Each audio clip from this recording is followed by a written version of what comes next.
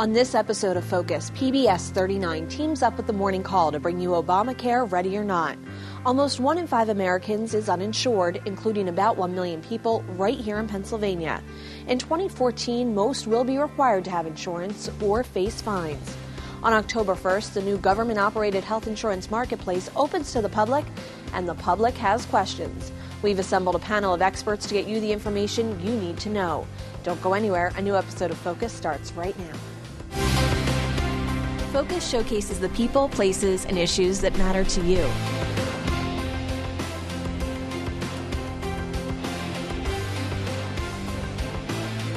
Everybody has a story. These are the stories that uplift and inspire right here in your neighborhood. Focus on what matters. You never know what you're going to see when you tune into Focus. Support for Focus is provided by the people of Air Products feel privileged to bring this programming to you. By supporting education and the arts, Air Products strives to improve the quality of life here in the Lehigh Valley, where we call home. You're safe at home at Luther Crest, a Diacon senior living community in Allentown. Our mission is to offer premier accommodations and services so residents can cultivate a healthy and fulfilling retirement. At Luther Crest, we offer independent living apartments and cottages, personal care, skilled nursing, rehabilitative services, and more. Plus, the Luther Crest team strives to provide each person family-like support. You might say it's like a home run. Luther Crest. News doesn't stop. We cover it 24/7, 365, because that's what our readers demand from us. You need to know what's going on, who's playing by the rules, or who's breaking them, who's winning and who's losing. The full range of the human experience plays out every day in the pages of our newspaper and website. The platform you choose to engage with us is your business. Delivering the news is ours.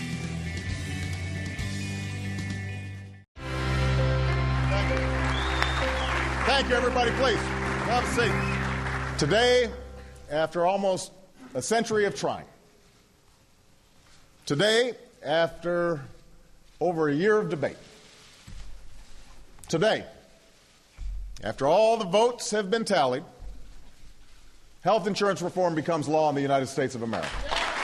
Looking back at a historic day for America, March 23rd, 2010. More than 3 years after President Obama signed the Affordable Care Act into law, health insurance will soon become mandatory for most Americans. Thank you for joining us for this special edition of Focus. I'm Laura McHugh. Our Focus team has partnered with the Morning Call to bring you the first in a 3-part series, Obamacare Ready or Not. In 2014, the U.S. government will require most Americans to have health insurance, one of the most sweeping changes enacted under the Affordable Care Act. Over the next hour, we'll learn more from a panel of national and regional experts. But first, we want to hear from you. We sent our Focus team to the street to find out what you think about healthcare reform. That's one reason I voted for Obama. I wanted to get some reform in healthcare because for self-employed people, it's very expensive right now. No, I don't know enough. I just know basically what I'm reading in the paper and what I see on headline news. I'm excited. I was a little bit nervous before. There's a lot of back and forth, and a lot of people are saying, oh, it's bad for the economy, bad for a lot of things. But I've just seen the other side, which is having such terrible care, that I think it's going to be at least another option. I don't think people should be required to have health care, but I think health care should be provided at a reasonable cost. I'm lucky I have insurance, but I think everyone needs, in my opinion, it's a right. And it ends up costing us a fortune anyway when people aren't insured. Muhlenberg College political science professor Dr. Chris Borick joins me now. He's posed these questions and more to area residents. He's the director of Muhlenberg's Institute of Public Opinion, and he joins us now with the results from his latest survey. Dr. Borick, welcome to the show. Thank you, Laura. It's great to be here. So let's kick it off. One of the first questions you asked was people's overall opinions of the Affordable Care Act. Excellent. We start with the big picture. How do Pennsylvanians look at the act? How do they view it? And as you can see on the screen, most Pennsylvanians, a majority right now, have an unfavorable view. 13, almost 41%, when we look at it, have an unfavorable view, compared to, in terms of very favorable, in the 44% mark. So it's a fairly split public perception right now of the law, and it's the division that we're seeing almost through every aspect of the debates that are going on in Washington and around the country. And the next results that we were going to look at really had to do with how much do people know about the law. What was the question you asked, and what did we find out? Yeah, we asked particularly, do individuals understand how the law will impact them and themselves and their families? And as you can see, most individuals right now are in the position where they say they do not. A majority of Pennsylvanians, 54% at this point, say that they don't have enough information. So as much as we've talked about the Affordable Care Act for years, as much as it's been in the news, a lot of individuals simply don't have a full understanding right now of what the act entails. And the next question we had to do with the knowledge of individual healthcare exchanges. One of the key provisions in this, and one of the key moments that's going to happen in October, is the introduction of these exchanges and their operational play in terms of the country in the upcoming years, and starting in October. And so what we've seen here is most Americans, most Pennsylvanians in our particular case, simply don't know much about these or have not heard a lot about these, despite their onward approach in terms of the reality over the next few weeks. So in essence, most said they have heard either only a little or nothing at all about these at this point. And it's fascinating because we feel like it's been in the news every single day for months. Yeah, and it's, again, if you're following this issue or if you've been invested in this issue and you really feel passionately about it, you might be tuned into every little aspect about it. For many that have not felt the direct effect of this yet, it's a little bit of background noise. And so you hear terms like an insurance exchange, and it might not resonate, especially if you have your own insurance right now and it hasn't had a direct impact on your life. In our next two questions, you ask first about President Obama's handling of the law, and then you follow up to learn about Congress. So let's start with this first one. Yeah, I think this is very clear and a nice indication of just how split Pennsylvanians are on the topic. When we ask about President Obama's handling of health care reform, we see a split even at 45-45. I've seen some polls that have come out this week on a national level that are even more negative towards the president in terms of its handling of health care. The whole name Obamacare has been a divisive term used in American politics, and obviously anything dealing with the president's handling of this issue is going to be divisive, and we see these numbers that are about as clear as can be in Pennsylvania. He remains divisive on this issue. And the next question had to do with how Congress is handling the health care reform act. Yeah, and this is, if you're polling anything about Congress in almost any area these days, you see very strong disapproval levels, and health care is clear. As much in our polls, we've seen numbers that really show minimal or divided support for Obamacare. What we've seen in this particular poll is very little support for the Republicans in Congress in terms of their alternatives, and in particular alternatives like defunding. While Pennsylvanians remain very divided and somewhat negative towards many of the practices of Obamacare, they're much less likely to say that they support those measures that are being talked about right now in Washington to defund. And that 75%, that was one of the highest, most strongest numbers we saw in your poll results. Yeah, and as I said before, if you look at congressional polling numbers, not just in health care, but almost in any area, it's hard to find a good positive sign in terms of public opinion for the U.S. Congress right now. And so finally, the last question really had to do with Medicaid. What was the question, and how did we now this is a question that we actually put into the poll while we were in the fielding period. Governor Corbett issued his proposal on how Pennsylvania will move forward with expanding health coverage under Obamacare. And as many Pennsylvanians know, the governor has decided not to opt into the proposal of expanding Medicaid to cover more individuals, individuals that were just over the threshold for income, and instead offer a policy where the state would provide funds for individuals to go out and get insurance on the open market in these new exchanges. And so we gave a quick test of this policy, either the standard Obama policy of expanding Medicaid or Governor Corbett's proposal to let individuals do it with private insurance. And we could see more Pennsylvanians, half, in fact, 50%, said they support the expansion of Medicaid if they were forced to choose between these two options, while only about a quarter,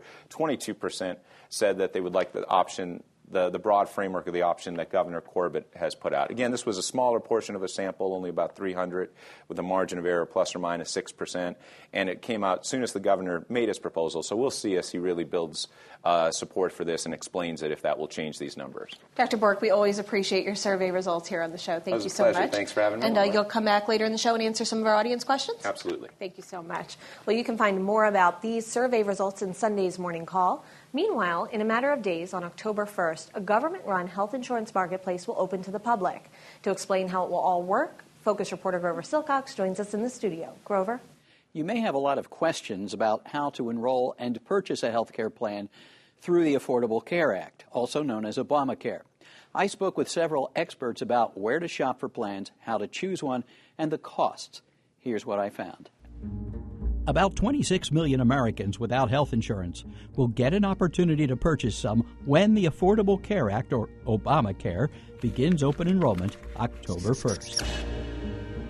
People can go to their insurance carriers or brokers or healthcare.gov right now and start seeing what's available to them. Starting in October, folks will find a variety of specific health insurance plans online on what's called a marketplace or exchange.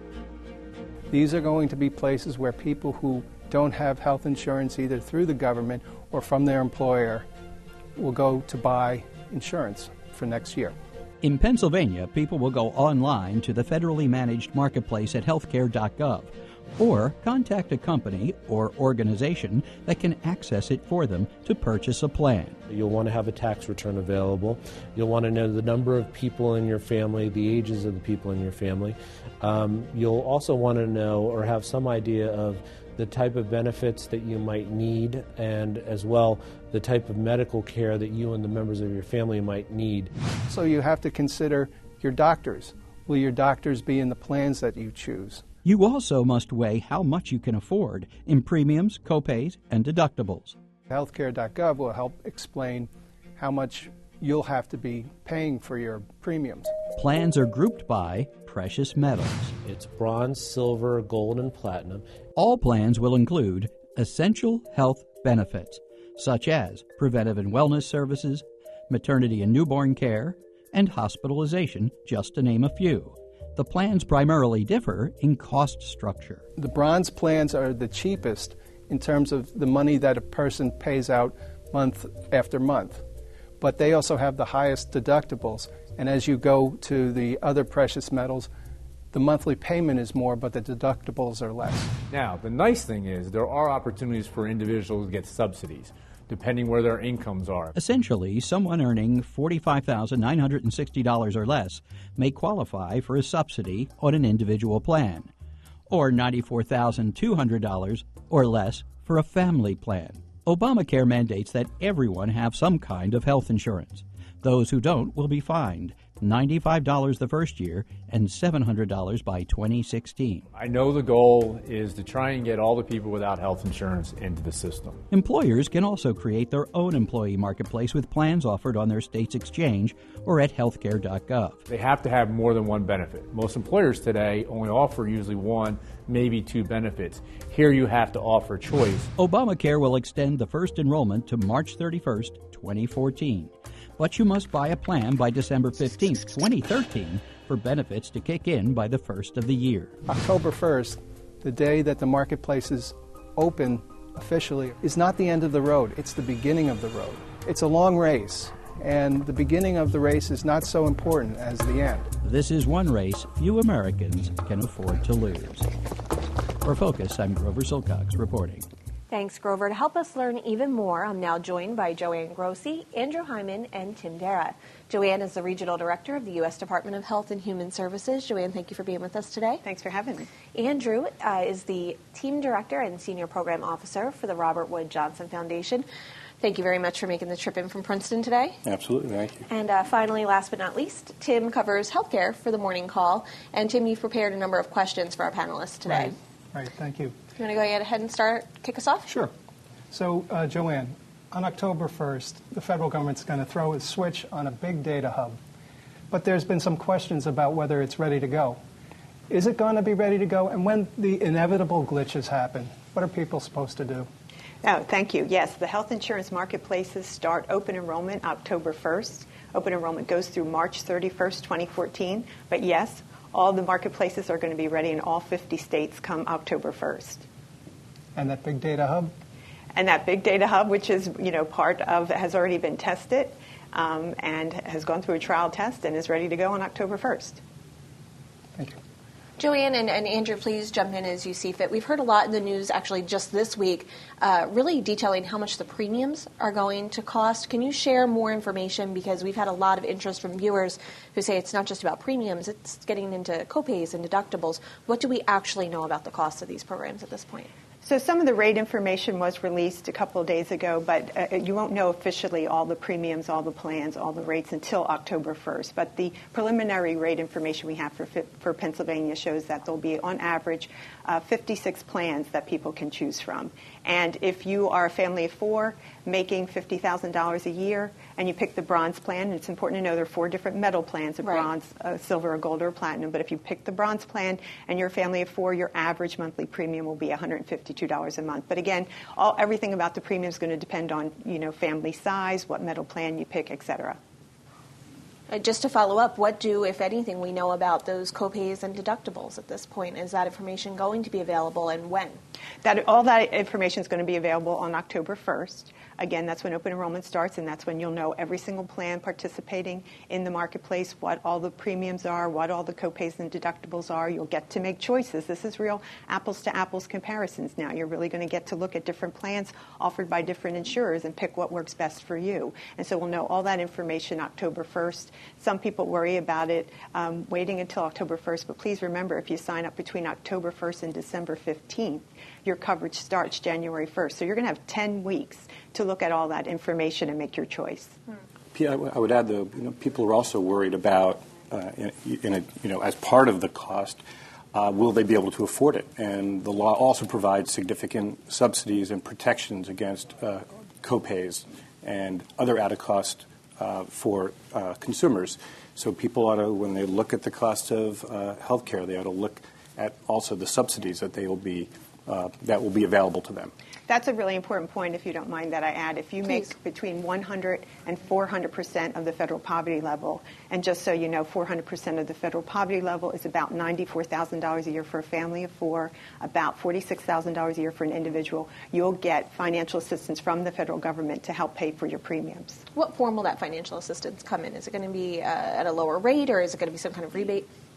So it'll actually be money that goes right up front to the health insurance companies on a monthly basis. So again, depending on what your income is on an annual basis, you'll know that right up front when you're looking for the different health plans and applying for the health insurance. You'll know right up front what, if any, financial assistance you get from the federal government. Again, it's based on your family size and your salary. You'll know that right up front. It'll help you determine what premium you most qualify for or works best for you. And then that money goes right up front monthly to the health insurance companies. Tim, do you want to go ahead with the next question? Sure. We've heard the economists use the term adverse selection a lot.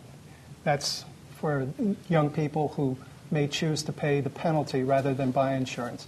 I'd like to ask you both about how big an issue is this going to be, and could it actually threaten Obamacare from working as well as it could? I could take a shot at this. The issue is the problem exists. Adverse selection. And in many ways, it's really kind of what everything in the whole law flows from.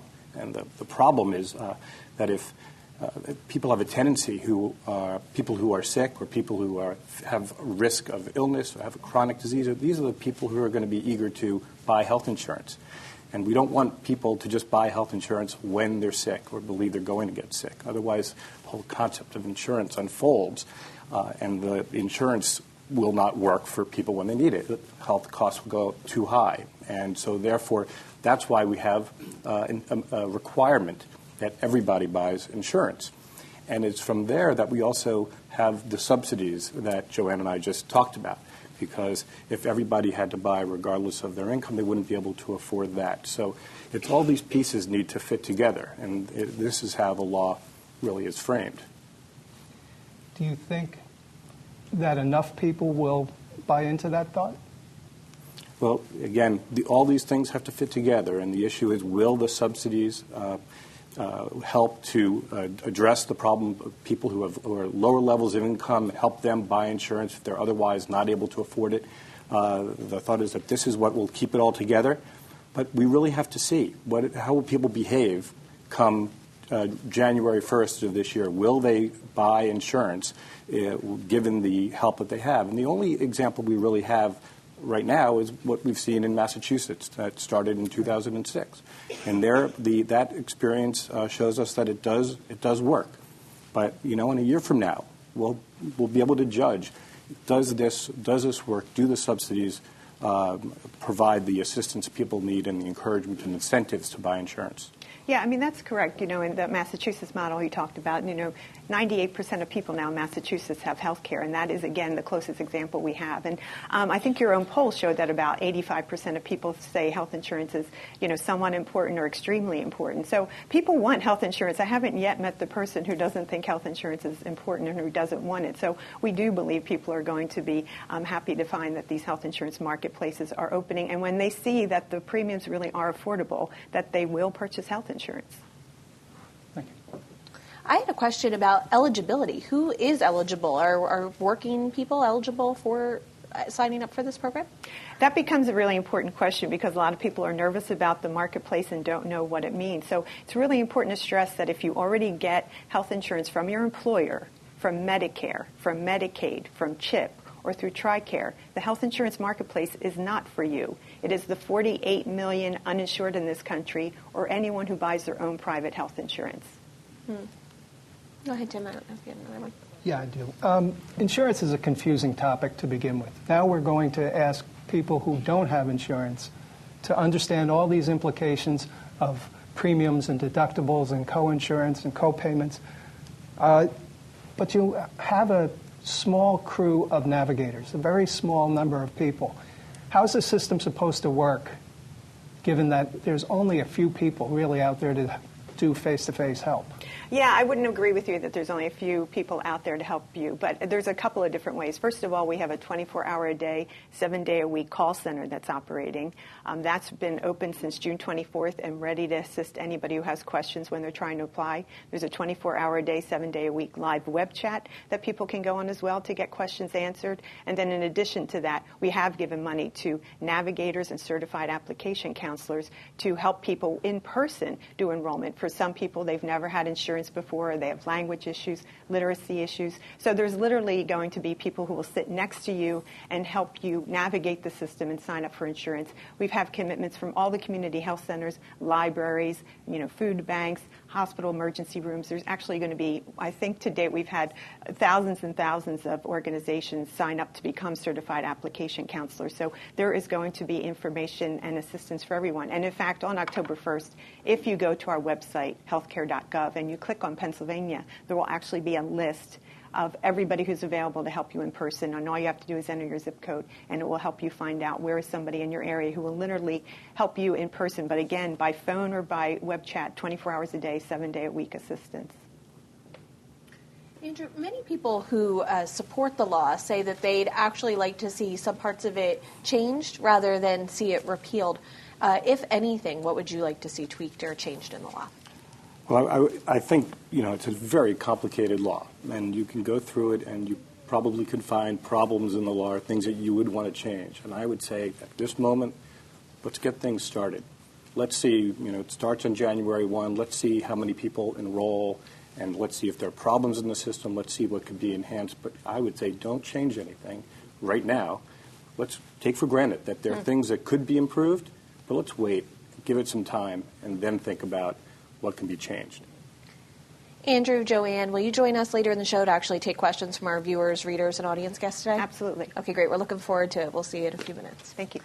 Well, even though the president signed the Affordable Care Act into law in 2010, the U.S. House of Representatives has voted at least 40 times on bills seeking to repeal all or parts of the law. The first, in January 2011, would have repealed the entire law. Other votes throughout 2012 and 2013 would have repealed the medical device tax and blocked the IRS from enforcing the law.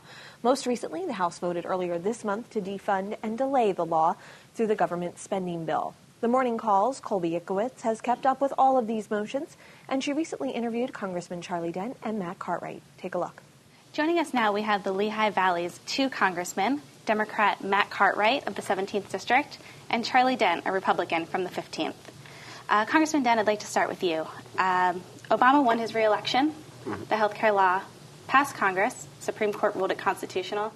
And yet the House Republicans have cast more than 40 votes to either repeal it or delay it or take away parts of it. I wonder, when does it end and when do they start working together? Well, one of the problems with the health care law in general is that this is the first major entitlement that has been passed by the United States Congress that was done on a strictly partisan basis. There was really no opportunity in the House to shape that law. No amendments were permitted. And now that the law is passed, we're learning about all the problems. And so there have been many votes to repeal in part or in whole the law. Some of those repeals have taken effect. The so-called Class Act, a long-term care program that was insolvent before it was even opened, that has been repealed. The president signed it into law. Similarly with the 1099 provision, the paperwork nightmare, that has been repealed. Those were 2 of those 40 votes.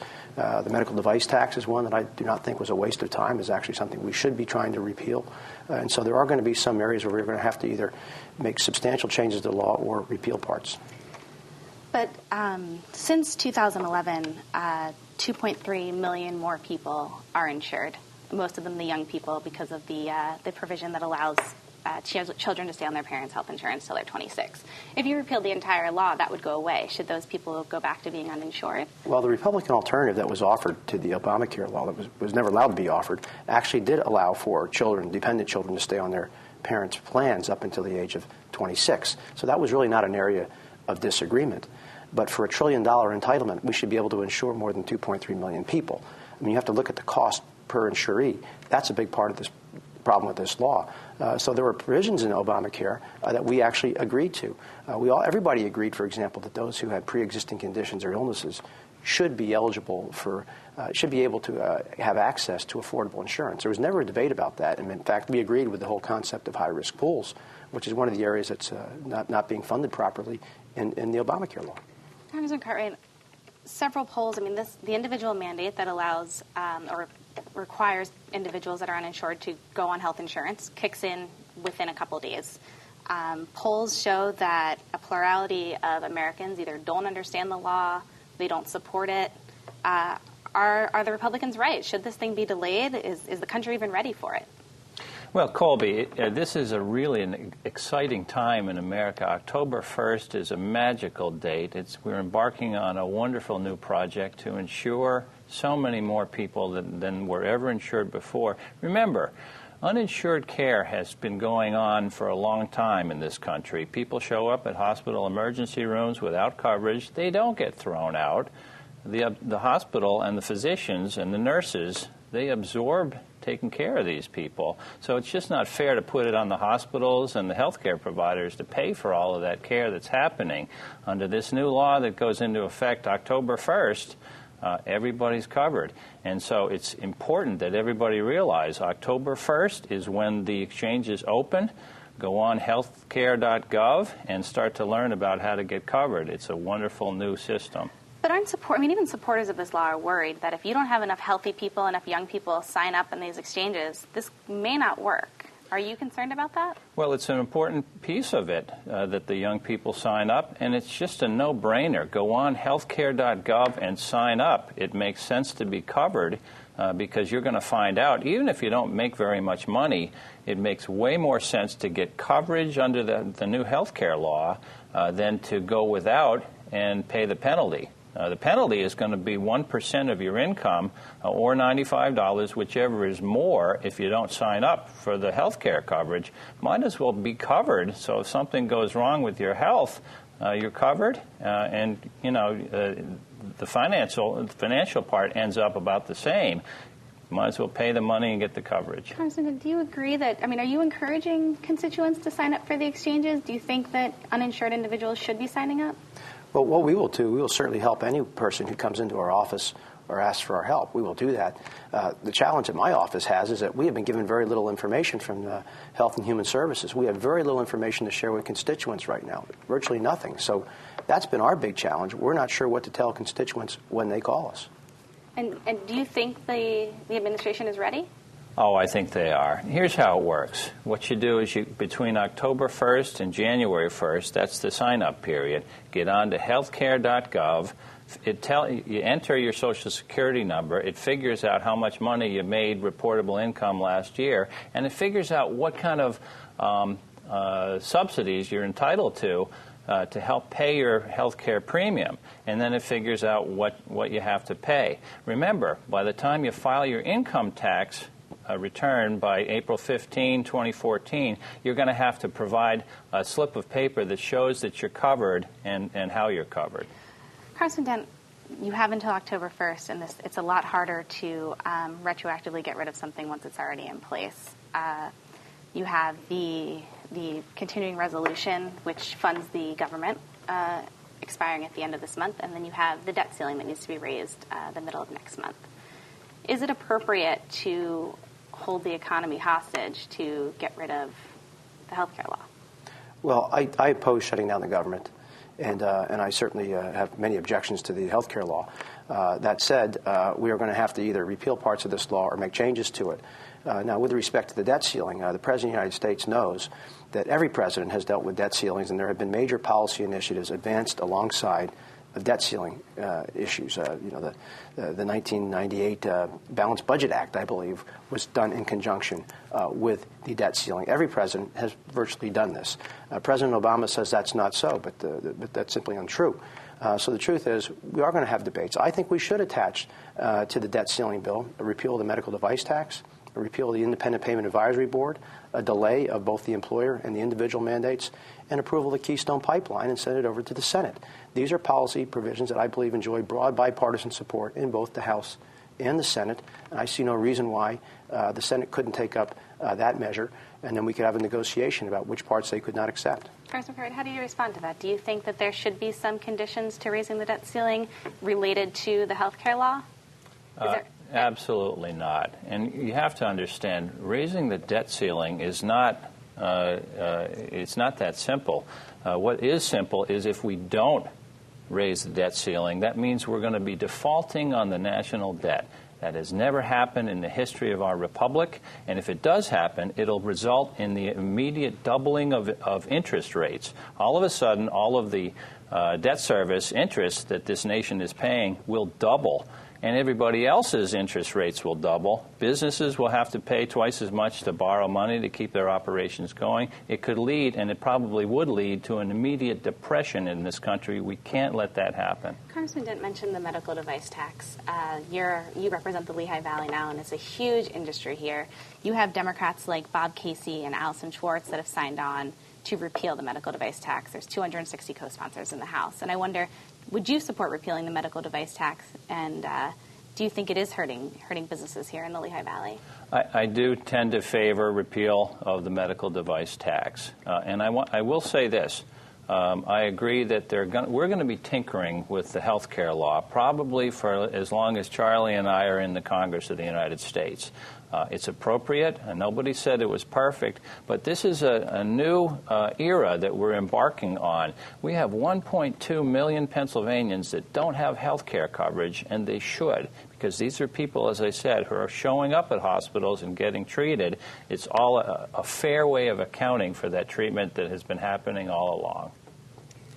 So, Congressman, if this goes into effect on October 1st, what's next? Is that when we're going to start seeing Democrats and Republicans work together, like the Congressman said, and tinkering it, trying to find ways to maybe make it better? Well, I think we're just going to have to wait and see. October 1 is when people can begin enrolling in these exchanges. But, again, we don't know if these younger people are going to sign up.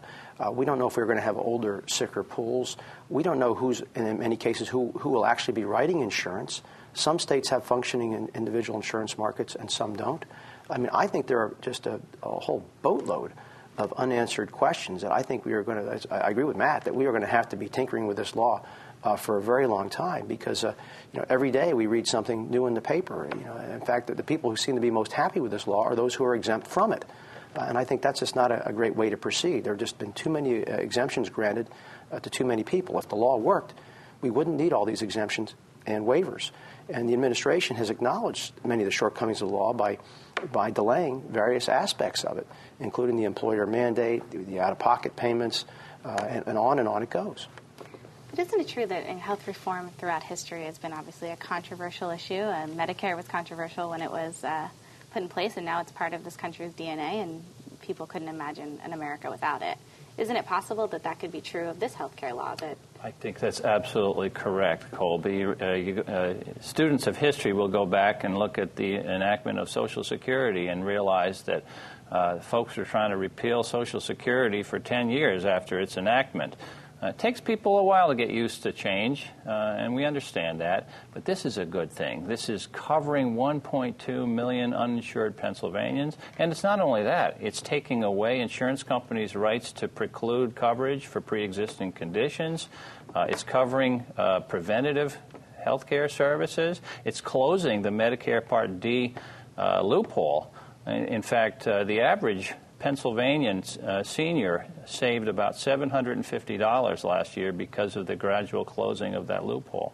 Is it possible that it could be a good thing, Congressman? Well, look, we have to have a very sober, honest discussion about this. This law is driving up health care costs. It's driving up premiums for most Americans. It is disrupting coverages. It is stifling innovation. And it is destroying many jobs. We are seeing, reality is kicking in now. We are seeing many workers who are having their health care benefits cut, eliminated, and their hours cut. This law has changed the definition of what it means to be a full-time worker in this country. It used to mean that you were at least 37 and a half hours or 40 hours and up meant full-time. Now it's 30 hours and up. That is having a profound impact on the job market. Even organized labor has come out and acknowledged this. And they have numerous problems with this law, and they endorsed it. So I think we're going to have to get back to this and at least, at the very least, redefine what it means to be a full-time worker in America. Because as I tell you, I can go all around this Lehigh Valley and point to areas where companies have cut the hours of their workers. And how do you respond to that in terms of the business aspect? Are you worried about the impact it may have on businesses, that the law may hurt the job market? Well, we're certainly thinking about that. Obviously, there has been a delay for 1 year in that part of the plan, and we're going to take it one thing at a time. But the thing we're looking at now is October 1st. It's time to get on healthcare.gov and get registered for the new health insurance, because all of the young people that can get on there and suddenly have their own coverage, it's going into effect, and you need to be signed up by January 1st. All right. Well, I think we've got to wrap it up there. Thank you both so much for joining us, and see you in Washington. Thanks, Colby. Thanks, Colby. Colby joins me now in the studio. Colby, because of the Congressman's busy schedules, we actually had to tape that interview about 10 days ago. What's changed since then? Well, Laura, the situation in Washington remains fluid, but since I spoke to the Congressman, the House has voted to defund Obamacare. And Charlie Dent, although he said in our segment that he did not support that tactic, he joined other Republicans and voted to defund Obamacare through a spending bill to keep the government running. We still don't know what the end result's going to be. Republicans are jostling over whether or not to attach repeals or defunding to both a spending bill to keep the government from shutting down and or a debt ceiling increase. And we watched, I believe it was on the Senate floor, a filibuster that went on for hours and hours. Yes, it Almost was a full day. Yes, Senator Ted Cruz from Texas spoke for about 21 hours against the bill, but then has acquiesced that they're not going to be able to defund the bill in the Senate when the Democrats are in charge, and they're hoping, the Republicans in the Senate are hoping that House Republicans will take up that mantle. Colby, you're going to be keeping a close watch on it for us in Washington? Absolutely. I'll be back in Washington tomorrow, and I'll be watching it all weekend. All right. Thanks so much, Colby. Thank you. Well, changes under the Affordable Care Act began to roll out immediately in 2010. The White House reports hundreds of millions of people have been affected since then. Focus reporter Brittany Garzillo talked to one of them. Brittany? Thanks, Laura. From seniors saving money on medicine to children with pre-existing conditions getting coverage, millions of Americans, both young and old, feel the effects of the new law. Here's a recap of what's happened since 2010. We are done. On March 23, 2010, President Barack Obama initiated an historic reconstruction of the American healthcare system by signing into law a comprehensive health insurance reform called the Affordable Care Act. Today, after all the votes have been tallied, health insurance reform becomes law in the United States of America. After a year of debate, the president made it official that the future of health insurance will rest in the hands of each and every American individual. More than 3 years later, we are days away from another first in American history: the open enrollment of affordable insurance exchanges, a one-stop marketplace where millions of uninsured individuals have access to private health insurance, 1.3 million of them from Pennsylvania. But this is not the first big change in the American healthcare system since the president signed the bill into law. Changes gradually rolled out for the past 3 years, with some of the most significant changes taking place only 1 year after the healthcare reform became official. I'm able to afford medication, afford general doctor's visits, because I'm able to stay under my parents' insurance for as long as I need to until I'm 26. One of the first set of protections affected young adults, such as 22-year-old Carlos Laluz of Northampton. It required insurers to make coverage available to children until age 26. Without this new law, Carlos wouldn't have health insurance while at his part-time trucking job. I didn't go to college for 4 years to work on a dock in a truck company, but until I find something in my field and can get benefits and insurance and all that stuff for myself, it's what I have to do. Under the law, children can remain on their parents' plan even if they are married, moved out, attending school, financially independent, and/or eligible to enroll in their employer's plan. This benefit does not apply to grandfathered group plans. According to the National Center of Health Statistics, since the new law came into effect, over 3 million young adults who would have otherwise been uninsured gained coverage nationwide.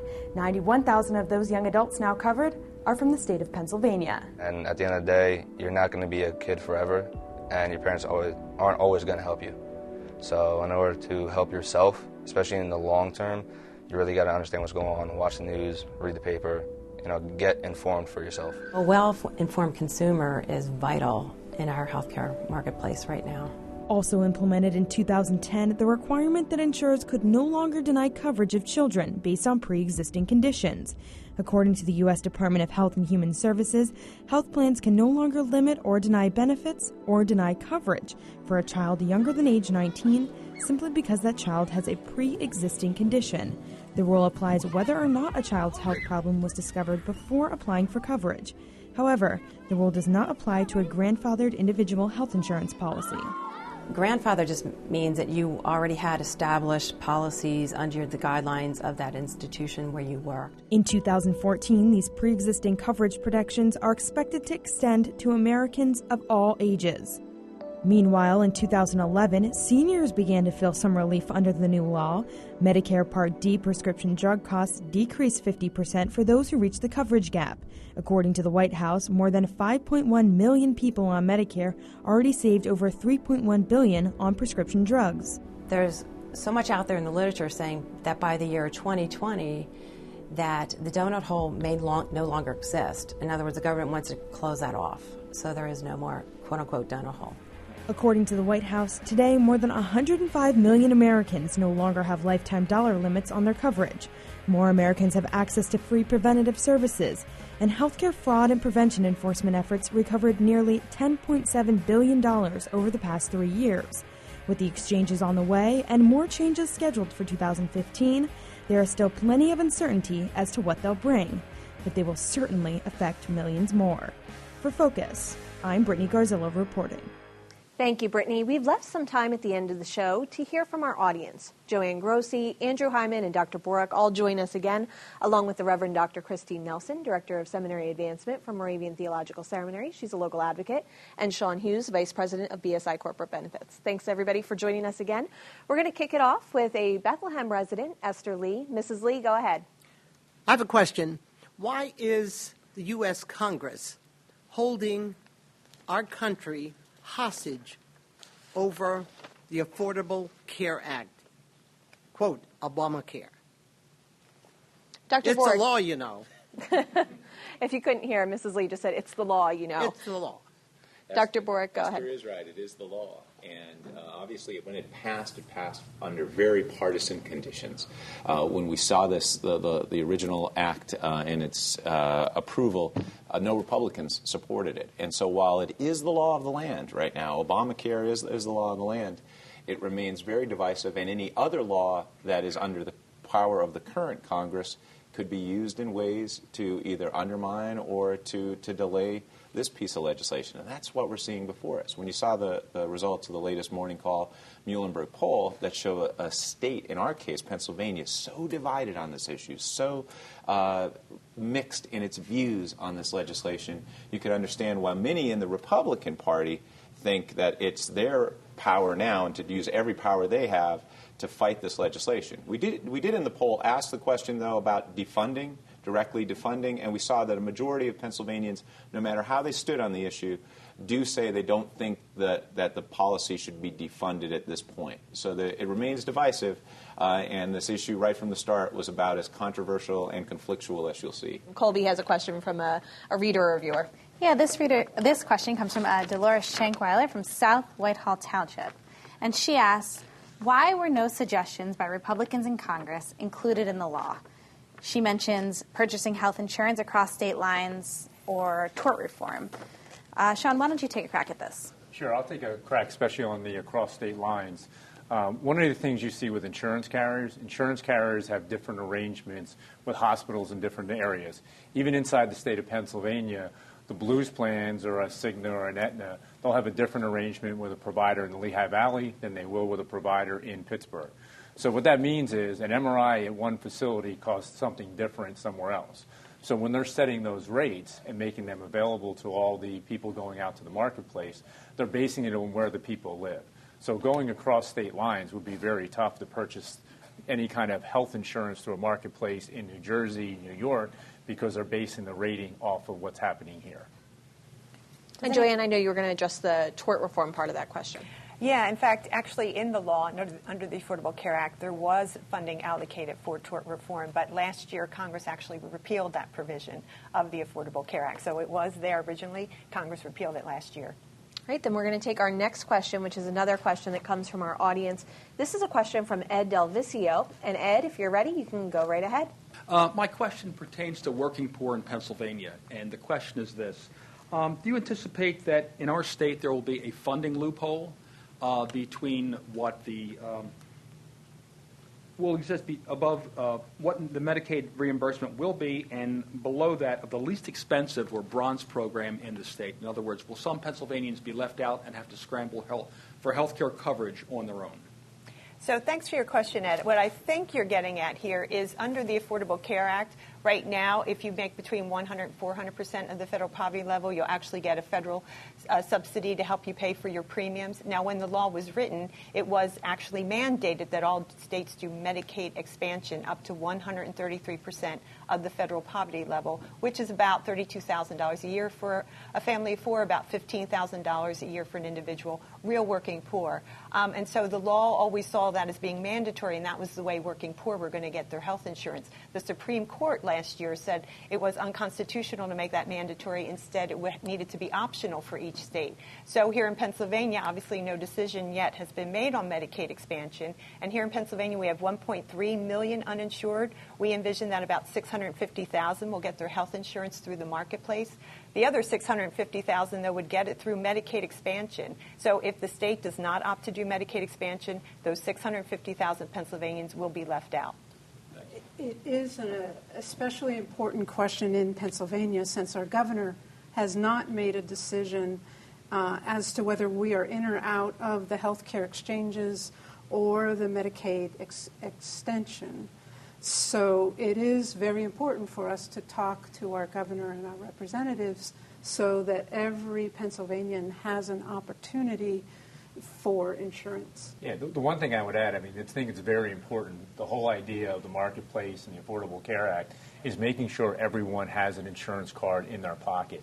That needs to be the main goal, and that's why I think a lot of people are excited when this goes live. Enrollment starts October 1st, plan goes live January 1st, and the goal is to get everyone an insurance card in their pocket. The issue, I think some of the concerns are, how is that going to be funded? Are you going to have a population, the young and healthy, are they going to sign up? I think that's yet to be seen. I think there's a lot of polls that we've seen that are suggesting that may not happen because the at-risk or the unhealthy population is going to join day one. They probably can't wait for October 1st to get here. They're going to sign up right away. But to balance out that premium and keep premiums flat, avoid the adverse selection, we have to find ways to get everyone into the system.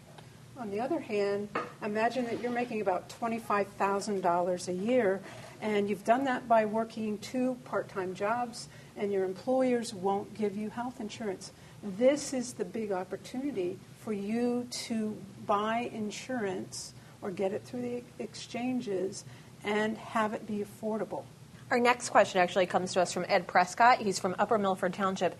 And he asks, and Andy, you addressed this a little bit earlier, if the Affordable Care Act is supposed to be the best thing since canned beer, these are Ed's words, why am I being forced to sign up or pay a penalty or a tax? Why can't it be voluntary instead? You always hear this. Why shouldn't this, I want this to be affordable, but I want it to be voluntary. And those two concepts are incompatible. We've just talked about that you want everybody to be in. You want everyone to have a health insurance card, because that way everyone can have affordable health care. We don't know when we're going to need health care.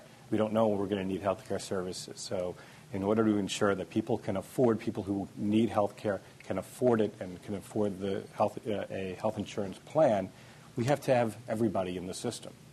Reverend Nelson, did you have something you wanted to add to that one? I'd ask a question back. Do you always eat your vegetables? We all know it's healthy to eat our vegetables, but we don't always eat them. It is healthy to have health insurance in our society, but we don't always purchase it. And I think the point that's been made a couple times, but it's so key, that if this on a broad macro scale is to work, having those individuals in the system that are young and healthy to offset the individuals that will take the advantage of the system right now because they have pre-existing conditions and couldn't get health care, it's the only way it'll in a solvent way work in the long term. And it's for the Obama administration and others that ability right now to sell those individuals that are healthy and young on this opportunity is key, and it's a challenge, and I guarantee it's for anybody that's working on it, it's a major challenge. But to ultimately make this thing work, it's the only possibility. The one thing I would add there is I think the penalty is also there, obviously, to drive some of the young and healthy to look at it, say, do I want to just pay a penalty for nothing, or do I want to look at actually going out and getting health insurance that I don't have to your part-time person that this is now available for? Because I've lived through those days. I guess those days are long gone for me now, but when I was 18, 20, you feel invincible. Nothing's ever going to happen to you.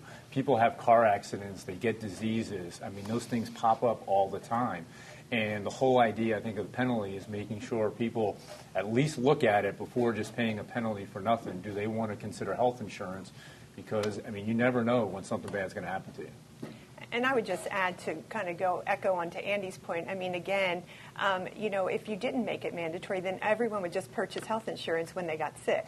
It would be akin to purchasing car insurance once you had a car accident. Well, you can't wait to buy car insurance until you've had a car accident. So why should you be able to buy health insurance until you get sick? I mean, you really must have everybody healthy in the system to make it affordable for everyone.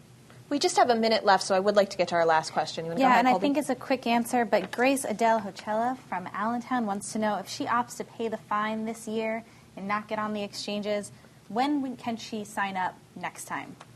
So the next open enrollment after this first one, October 1st through March 31st, the next open enrollment will be October 15th through December 7th. You normally have to wait. There are some qualifying life events that gives you an exception to that, such as if you lost your job, moved, got married. But again, for the most part, you'll have to wait until the next open enrollment period. Well, I thank everybody for being a part of our panel today, and especially because you've agreed to stay after the show and answer some additional questions from our studio audience off camera. So thank you very much to everybody who participated today, and to you too, Colby. Thank you. Well, as we mentioned, this is just the first in a 3-part series about the Affordable Care Act. Join us this spring as we explore the impacts of these sweeping changes. In the meantime, you can find coverage and resources to understand this law in the Morning Call and at morningcall.com/Obamacare. And as always, you can find resources from this show on our website, WLVT.org/focus. Thank you for watching, and remember to focus on what matters. Support for Focus is provided by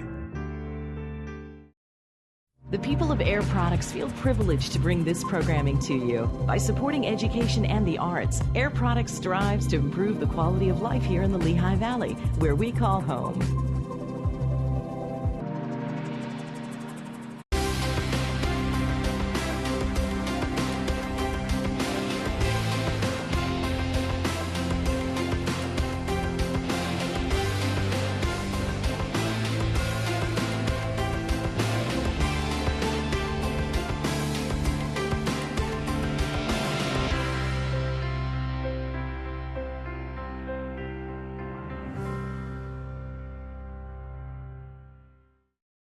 In 1948, John Walson put an antenna on top of a mountain and ran a cable back to his television store. Cable TV was born. Now, over 60 years later, his vision has changed the way we get our information, from super high-speed internet to stunning high-definition